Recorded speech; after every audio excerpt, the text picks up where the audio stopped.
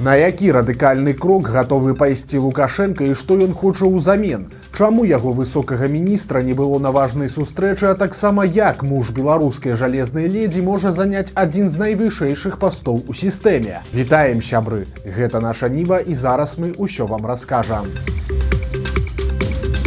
Гучная заява Лукашэнкі чужымі вуснамі ці нечаканы разварот яго сілавікоў. Прапагандыст Александр Шпакоўскі адрэагаваў на рэзанансны артыкул The New York Times. У ім гаварылася, што ЗША рыхтуюць здзелку з Лукашэнкам, вызваленне палітвязняў у абмен на санкцыі на калій і банкі. Маўляў, такім чынам ЗША нацэленыя на забеспячэнне дыстанцыянавання Беларусі ад Расіі.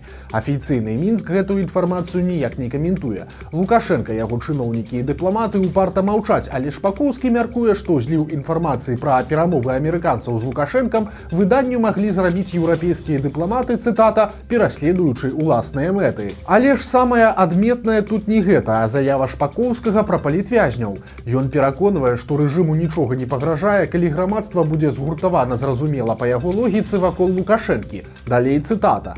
І ў такой сітуацыі па вялікім рахунку якая розніца, дзе будзе знаходзіцца той ці іншы персанаж беларускай смуты 20-го года. Таму сітуацыя ў развіцці. Канец цытаты. Прасцей кажучы, Шпакоўскі заяўляе, што некаторых з вядомых беларускіх палітвязняў могуць выпусціць, але толькі пры ўмове, што яны адразу з'едуць з Беларусі. Імёны, само сабою, не называюць, але раней мы ўжо разважалі. Ціханаўскага беларускія ўлады, можа, і не адпусцяць, а вось Бабарыку і Калеснікаву цалкам магчыма. Гэтая заява на самай справе вельмі важная, бо зразумела, што не сам чырвонатвары дэпутат яе прыдумаў. Шпакоўскі ўвогуле цікавы тым, што гэта персона, якая не вядзе нейкай асабістай палітычнай гульні. Ён не пляце інтрыгі, не падседжвае так званых калег, а смірненька чакае загадаў, а пасля сумленна іх выконвае. Карацей, гэта класічны персанаж фармату «Родзіна сказала надо, камсамол ответил есть». Цяпер галоўнае пытанне, якая частка радзімы загадала Шпакоўскаму агучыць тэзіс пра вызваленне вядомых палітвязняў і новыя ўмовы. Бо ёсць верагоднасць, што гэта новая пазіцыя Лукашэнкі, які вельмі спадзяецца, што зможа зняць санкцыі з калійнай сферы, бо яны для яго супербалючыя. Гэта максімальна дзейсны рычаг, і таму Лукашенка хоча выгандліваць вызваленне ад санкцый праз вызваленне нават самых вядомых сваіх апанентаў. Тым больш, прыклад Ціханаўскай паказвае, што апазіцыянерам за мяжы ўплываць на сітуацыю ўнутры Беларусі атрымліваецца так сабе. Але ж ёсць і версія, што такім чынам Шпакоўскі агучвае хутчэй не пазіцыю столькі асабіста Лукашэнкі, колькі яго сілавога блока. У дадзеным выпадку Шпакоўскі тлумачыць, умоўна кажучы, ястрабам, чаму такія сакрэтныя перамовы ўвогуле патрэбныя. Тлумачыць Расіі, што Мінск нават не думае перабягаць на бок захаду і паясняе грамадству, які фармат здзелкі беларуская адміністрацыя і сілавыя структуры лічаць бяспечным для сябе. У працяг тэмы пра перамовы Лукашэнкі і яго кулуарныя гульні. На першай за доўгі час сустрэчы з амерыканцамі ў Мінску не прысутнічаў адзін вельмі важны чыноўнік. Гэта міністр замежных спраў Беларусі Максім Рыжанкоў. Гэта цікавы сігнал, бо звычайна бывае так, што арміі дыпламатычных пасярэднікаў гадамі рыхтуюць глебу для сустрэчы першых асобаў, асабліва калі ў тых першых асобаў ёсць разыходжанні ў поглядах на прынцыповыя рэчы. Але новы амерыканскі прэзідэнт лічыць такую структуру неэфектыўнай і рахіруе парадак згодна з бізнес-падыходам.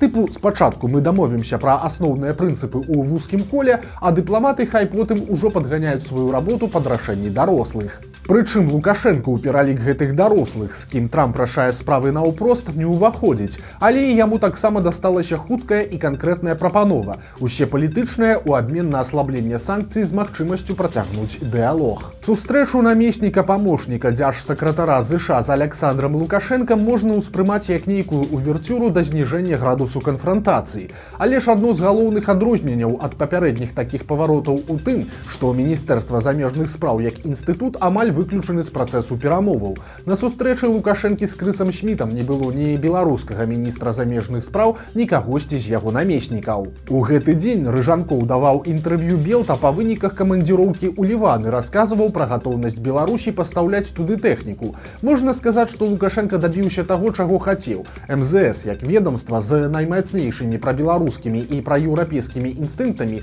ад палітычных пытанняў адхіленае. І цяпер яно займаецца гаспадарчымі справамі, кшталту прасоўвання беларускай прадукцыі на знешніх рынках. Прасцей кажучы, МЗС ператварылася ў такі аддзел маркетынгу. У той жа час выглядае, што цэнтральную ролю ў арганізацыі перамоваў з амерыканцамі адыграў муж лукашэнкаўскай жалезнай ледзі Наталлі Пяткевіч.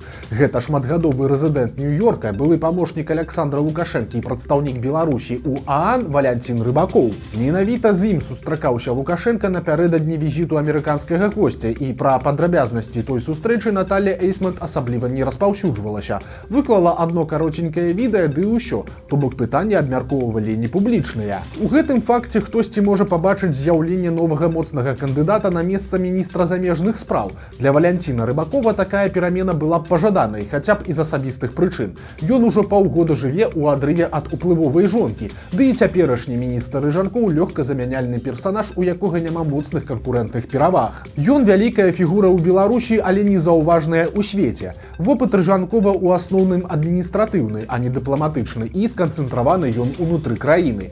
Яшчэ з 2020 года Рыжанкоў знаходзіцца пад санкцыямі, прычым на папярэдніх пасадах у адміністрацыі прэзідэнта ён быў сярод архітэктараў канфрантацыі з Еўропай, а ў статусе міністра, кажуць, не зрабіў нічога для наладжвання хаця б міжасабовых кантактаў. Рыжанкоў зусім не ведае ЗША і рэдка бываў у Амерыцы, у той жа час, як яго патэнцыйны канкурэнт гэта самы дасведчаны беларускі дыпламат на амерыканскім кірунку. Але ж галоўны момант гэта роля Наталлі Пяткевіч, жонкі Рыбакова. Пасля свайго нечаканага вяртання ва ўладу яна апраўдала ўсе надзеі Александра Лукашэнкі. І крыніцы нашай Нівы кажуць, што ён моцна задаволены тым, якую выбарчую кампанію яна арганізавала. Калі Дмітрый Круты перасядзе ў крэсла прэм'ер-міністра, то Пяткевіч натуральны кандыдат, каб узначаліць адміністрацыю Лукашэнкі. Прэцэдэнту, каб адначасова муж і жонка займалі дзве настолькі важныя пасады ў Беларусі яшчэ не было. Але выключаць такі варыянт нельга. У той жа час нельга выключаць, што ў Рыбакоў ці Пяткевіч могуць сабе працягваць курыраваць кантакты з захадам на іншых пасадах,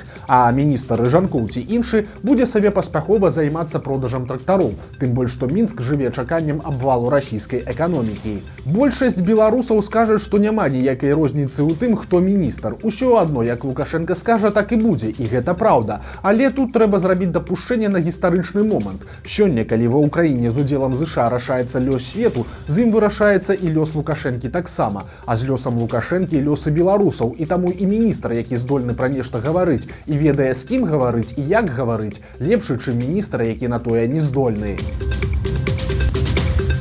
Тым часам у сучасным Мінску адкапалі страшную знаходку. Проста на будоўлі па вуліцы Мініна рабочыя знайшлі больш за 7 сотняў чалавечых парэшткаў. Гэта чарапы і косткі як мінімум 4 дзясяткаў чалавек. Папярэдне мяркуецца, што гэта масавае пахаванне адносіцца да перыяду Другой сусветнай вайны. У 40-х гадах мінулага стагоддзя ў тым месцы якраз размяшчаўся намётавы лагер ваеннапалонных. Але дакладную інфармацыю пра тое, чые гэта косткі і колькі ім гадоў цяпер высвятляюць эксперты. Забіў за 100 рублёў. Дзікая гісторыя адбылася ў Веткаўскім раёне яшчэ на мінулы Вялікдзень, але следчыя агучылі падрабязнасці толькі цяпер. Там пенсіянер дапамагаў аднавяскоўцу з гаспадаркай, а з нагоды праваслаўнага свята мужчыны добра выпілі, пасля чаго гаспадар даў свайму памагатаму 100 рублёў і адправіў таго ў краму за дагонкай. Вось толькі пасланец вярнуўся і без гарэлкі, і без грошай, што раз'юшыла яго сабутэльніка. Гаспадар хаты жорстка збіў свайго прыяцеля, пасля чаго проста пакінуў яго без прытомнасці на падлозе і сышоў начаваць у іншы дом. Вярнуўшыся раніцай, мужчына проста перацягнуў цела сваёй ахвяры спачатку на агарод, а пасля скінуў яго ў раку. Пасля экспертыза паказала, што на той момант збіты вясковец быў яшчэ жывы. Ён загінуў менавіта ад утаплення. Цяпер агрэсіўны гаспадар знаходзіцца пад вартай, і яму выставілі абвінавачванне ў забойстве з асаблівай жорсткасцю. Мужчыну пагражае ад 8 да 25 гадоў калоніі, пажыццёвая ці нават расстрэл.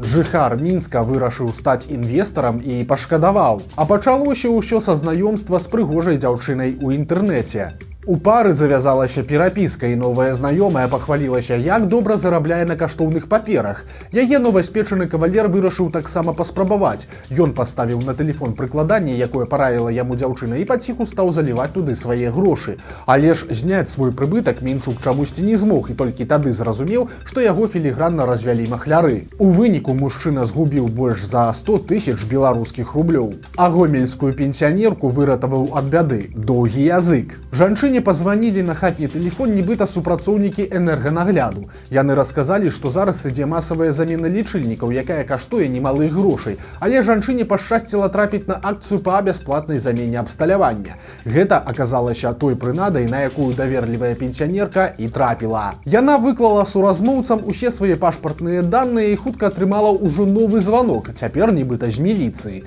Яе папалохалі па звыклай схеме. На вас набралі крэдытаў, пагражае крымінальная справа і ўсе наяўныя грошы трэба неадкладна пакласці на спецыяльны рахунак.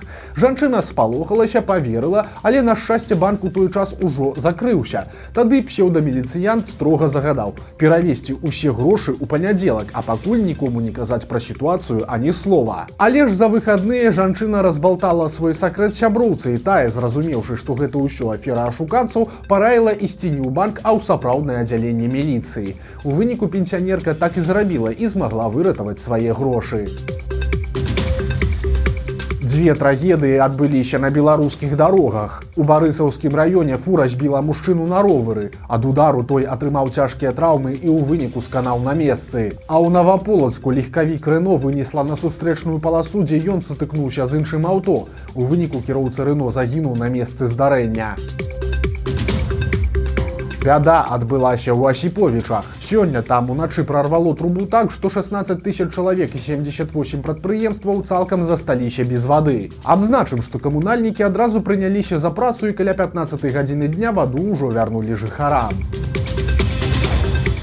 Жанчынам на вуліцах Мінска задалі пытанне, якога мужчыну яны б выбралі ў партнёры. Беднага, але вернага, альбо багатага, але схільнага да здрады.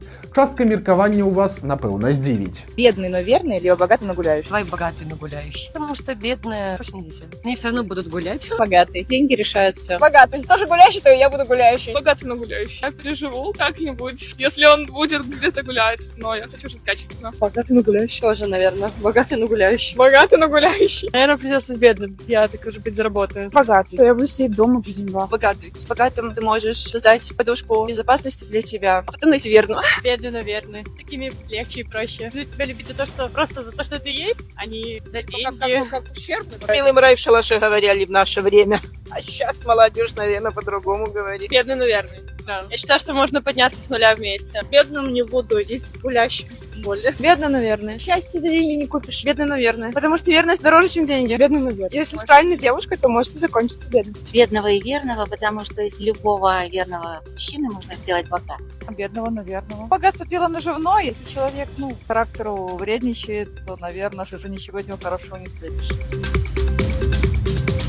Вось такія навіны серады. Подписывайтеся на канал, ставьте лайки альбо дизлайки и выказывайте заўвагі ў каментарах. И, конечно, читайте нашу Ниву, глядите нашу Ниву и любите Беларусь. Сустрэнемся завтра.